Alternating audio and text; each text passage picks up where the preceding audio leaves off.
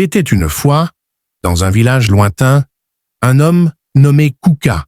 Chef de famille, il vivait avec ses 5 femmes et ses 10 enfants.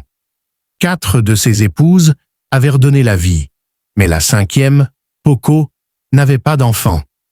Ses coépouses, jalouses, disaient à leur mari « Puisque Poko ne peut pas enfanter, elle doit devenir notre servante, chargée de toutes les tâches ménagères, tandis que nous, les mères, nous pourrons nous reposer. » Kuka, hésitant, alla consulter Poko. Mais elle, respectueuse et soumise, répondit « Mon mari, peu importe la décision que tu prendras, je t'obéirai toujours, dans cette vie comme dans l'autre. » Ainsi, dès le lendemain, Poko devint la bonne de la maison. Pourtant, ses coépouses n'étaient toujours pas satisfaites.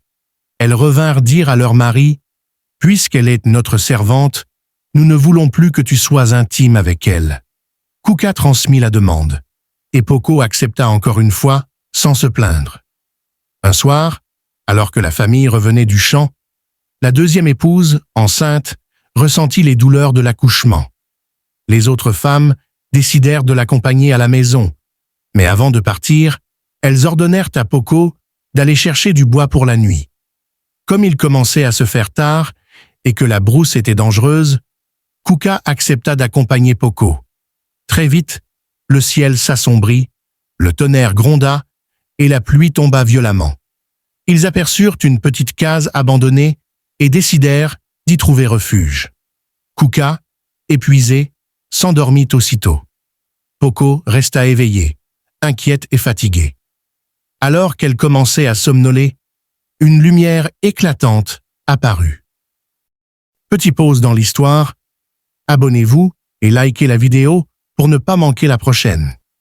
Devant elle, se dressait une silhouette immense, 2 fois la taille d'un homme, vêtu de blanc, dont le corps rayonnait. Terrifié, Poko voulut crier, mais aucun son ne sortit de sa bouche. L'homme mystérieux lui parla d'une voix douce. « Calme-toi, femme de valeur. Je ne suis pas venu pour te nuire, mais pour t'honorer. Parce que tu as toujours respecté ton mari, Dieu t'accorde cette grâce. Cette nuit, tu concevras un fils. Il sera unique et tu l'appelleras Biyede, ce qui signifie le seul enfant. » Puis, l'homme disparut. Tremblante, Poko réveilla son mari. Comme annoncé, Kuka eut envie de sa femme et s'unit à elle. Cette nuit-là, la prophétie s'accomplit. Le lendemain, comme si de rien n'était, Poko se leva tôt, ramassa du bois et rentra avec son mari. Mais en elle, grandissait déjà le fruit d'un miracle. Abonnez-vous et likez la vidéo pour ne pas manquer la prochaine.